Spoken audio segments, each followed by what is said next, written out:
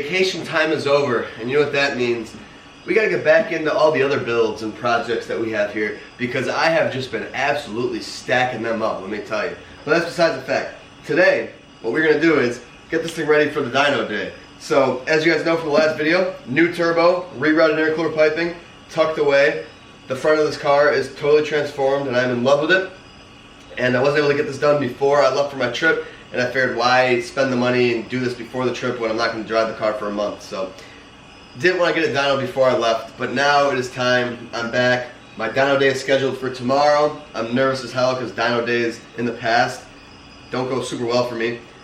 When I first built this car, and I think it's on this channel, it took 3 dyno days to get it dialed in. But that was also post like building the car, so it's super solid. The only thing that's changed is obviously the intercooler piping and stuff. So that's why I need to get it re-dynoed, because the car is ready to make more power, but also you have to get it adapted to fit the new turbo and stuff, the tune. So as far as getting the car ready for the dyno day, the only thing I actually have to do is replace the spark plugs, because they're about 2 years old now. And if you're getting the car dynoed, you kind of want those to be fresh. It's kind of a big deal in a turbo car. We have to gap those because there's a certain gap you need for certain boost levels. Oil's changed, but I'll check it. Coolant's good. Everything else in this car is pretty solid. So literally we just have to do spark plugs, and then I'll film tomorrow. We're going to drop it off. Unfortunately, I'm dropping it off, and then he's going to get to it throughout the week. So I will not get to dyno it or be there for the dyno, which kind of annoys me. I wish I could for content for you guys and stuff, but you know, it's not really my call. So we will get it ready now, load it up. I'll let you guys know when we leave, and then basically we're gonna fast cut to when the car's done, and we'll go for that first drive at the end of this video. So very excited for that. I'm hoping we hit 550 wheel. We'll see how she goes. So I have faith. But so anyway, let's go ahead and pull off the beauty cover here, get these coil packs out, get the spark plugs out, re-gap the new ones. And yeah. So to start, we got to pull off our beauty cover here, which is just a metal plate that's got the gold heat tape, because I don't want to overheat my coil packs, you know. You want to know how to get this and don't know how to help you. Custom.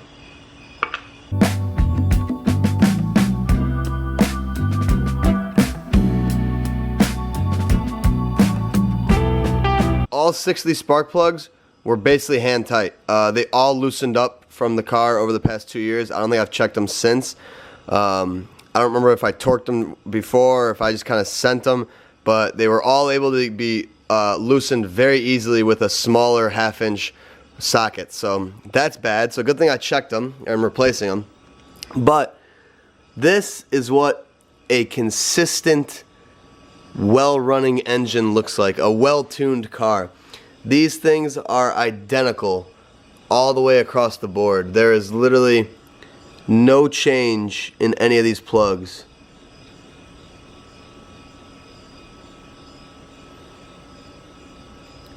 Perfect brown tips. It doesn't look like it's been running rich, doesn't look like it's been running lean. This is exactly how you want your plugs to look, so I'm happy with that.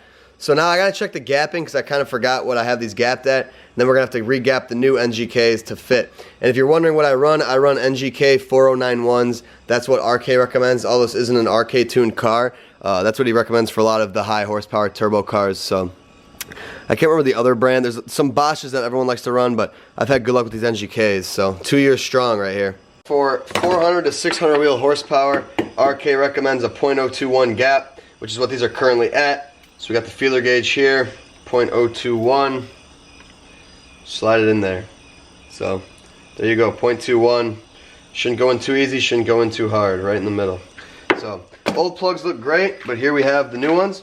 So right now we're going to gap all the new plugs to .021, and then they'll be good to go. So the way we're going to gap these spark plugs is, you take your plug, and what you want to do is take it with a hammer or a metal surface, and you want to just basically pop it and tap it down to close that gap. So we're just going to hit this a couple times and then check with the feeler.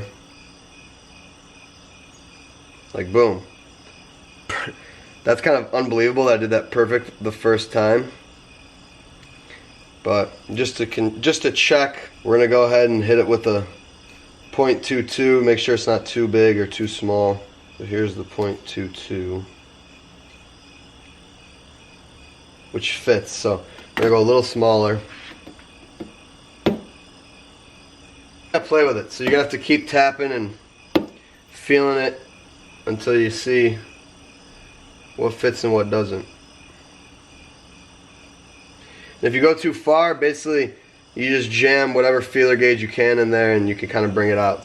But now 0.21 fits good. 0.22, nope. 0.21, yes. So that's one gapped plug. And now we're gonna redo that for all the 5, and then we will be good to go.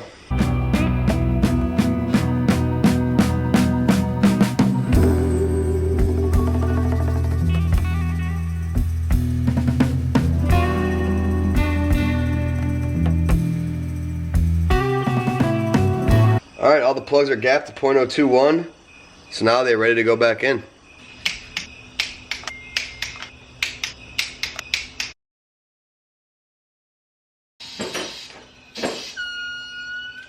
Uh-oh. All I'm hearing is going through the piston range.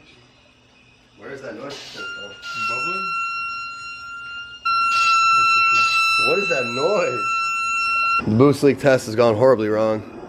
We got the intercooler piping here. This Vibrant 90 is not rounded at the edge here. So the coupler was leaking. So we tried what we could, but now we're just gonna sand this down and try to re-round it. Because we had a gnarly boost leak from here. We had a boost leak over there, we fixed. All the couplers were loose, that's my fault, I didn't tighten them. But this needs to be addressed.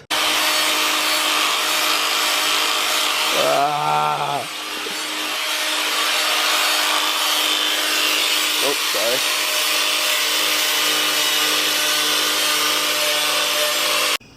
So it's sanded down, nice and round, so we're gonna reinstall and see how she does. So this car just fought for quite some time. Something as simple as a boost leak, I almost didn't even think to do before my dyno day. But when you get all new fab work done, it's probably a good idea to. So Eustace brought my boost leak tester over. We hooked it up, and huge leaks. So there was a leak from where the coupler meets the intercooler here, making a squeak. We fixed that. Then we noticed a huge leak, I mean like massive. So I told you guys in the other video, I drove this car a little bit and I was like, oh, it feels whatever. This car was not making any boost. Like, I was peaking boost, like I told the story about how I peaked like really high boost. That's because none of that boost was pretty much going into the engine, because the coupler over there, the Vibrant 90, had like a flat spot. It's literally a manufacturing defect at that point. And obviously with a little out of roundness, the hose clamp can't compress the coupler. So, I mean, it was leaking fast. The car was holding no pressure at all, and it was going quick. So that's probably why I never heard a blow-off valve. When I drove it, I talked about how it sounded weird. You would hear the turbo go pew, but you would never hear anything beyond that. And I was like, that sounds really odd. And I think now I understand why, because all the boost was escaping from the pipes. And then we fixed that finally. We had to pull the entire thing out like I had the clip, and we literally had to sand it down with a grinder. So that worked out, and then we came back over here and found more leaks over here. So then we had to mess with this coupler, and basically every coupler fought us. I had to take my headlights out, my front grille, to get to that coupler to tighten it.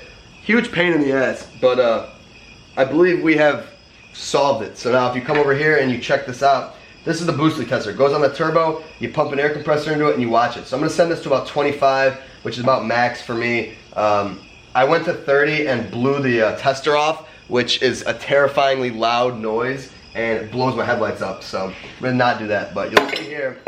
Now boost will almost always leak. The wastegate will naturally leak it. It'll leak through the valves, whatever. So you're never gonna have it like holding, right? But like you can see here, oh, my thing's almost out of air. It's like here, if I go to 20, like you can see how slow it leaks. Like it's basically just the wastegate's natural leak at that point. Like right now we're at 15, and you know, you may be like, oh, it's some things you may be like, oh, it shouldn't leak at all. Like we're at 10 right now. How many seconds went by? When you're driving the car, you're always making boost. You will never, this will never bother the car. We still have boost.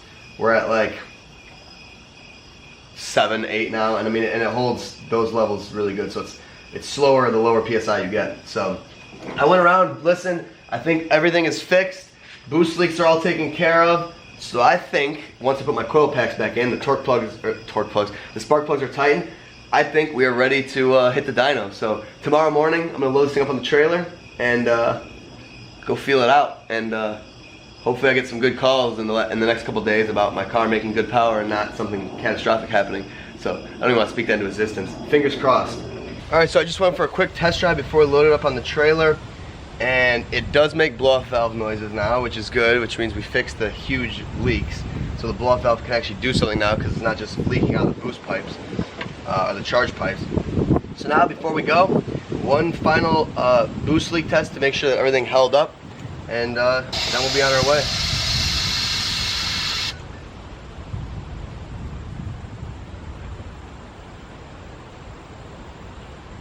I think so.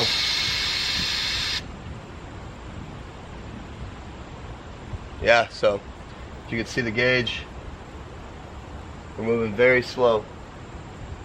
Well, she's loaded up and ready to go. Obviously, I gotta clean up the straps and get the trailer ready, but I'm gonna head there now, drop it off, and then hopefully in a few short days, this thing will be back making good power. I have a lot of faith in it, so. Take your guesses what we made.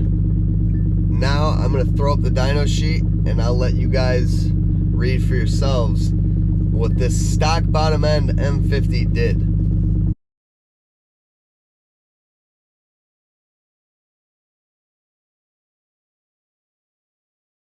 You saw it right. 559 wheel horsepower and a whopping 586 foot-pounds of torque to the wheels of this thing. As a reminder, this is a stock M50 with just ARP head studs and an MLS head gasket with a decompression plate. So it's a low compression setup. This is on 28.5 pounds of boost. We are pushing the envelope for what a stock bottom end M50 can do, and I am here for it. I'm a little scared about the torque level. It's a little high. It is bendable rod territory, but we are going to send it anyway. So for those of you reading that dyno, if it was a little confusing, there was only 3 pulls on there. The first one, which is like 417 or something, that was my 93 octane pull.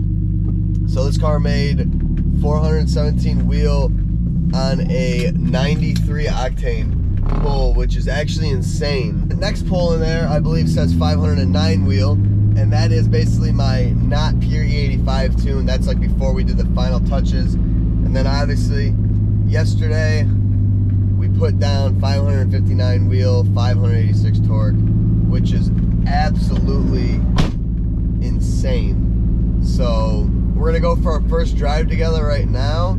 We're gonna feel this thing out. At this torque level, I have to take it easy, and I can't load the motor at low RPM, because that is when torque is a factor.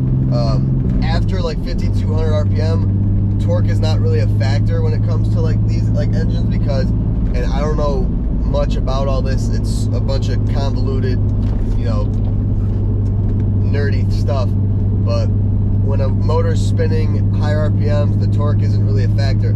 That's when like horsepower is a thing. Torque is what matters when it hits at a low RPM, and that's when you'll kind of destroy your rods. I don't really know all the details behind this. This is a little bit above my head, but basically that's what I've been told, that's what I heard. So if I come into boost a little bit later, there's nothing to worry about. And that's with any turbo car, regardless of being at like your, you know, power capabilities. Obviously I'm about at my power capabilities, but eventually you have to get there, right? So like, basically with any turbo car, the way you set it up, this and that, you got a few things. You know, you're either gonna limit out your turbo, your motor, your fuel system, or whatever. But let's do a pull.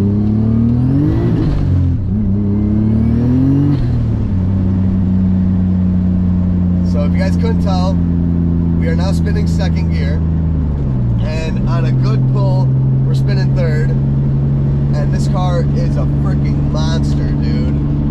Oh my God. For those of you that like to think about cars in terms of crank horsepower numbers, because it seems that everyone with a modern, you know, BMW loves to say this, like, oh yeah, my E92 M3 makes 414 horsepower. Yeah, your E92 M3 is rated 414 horsepower from the factory, you know, a decade ago. E92 M3, you're lucky if you're putting down like 360 wheel.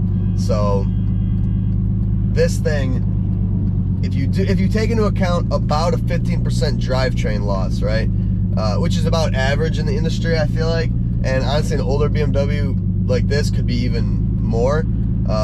You do those calculations, this motor is putting out about 640 horsepower and about 670 torque, like damn near the 700s in torque, and that is so crazy for a stock bottom end. I'm literally just praying for these rods and this bottom end because it's been such a good motor to me. I don't want to deal with blowing it up, and yeah, so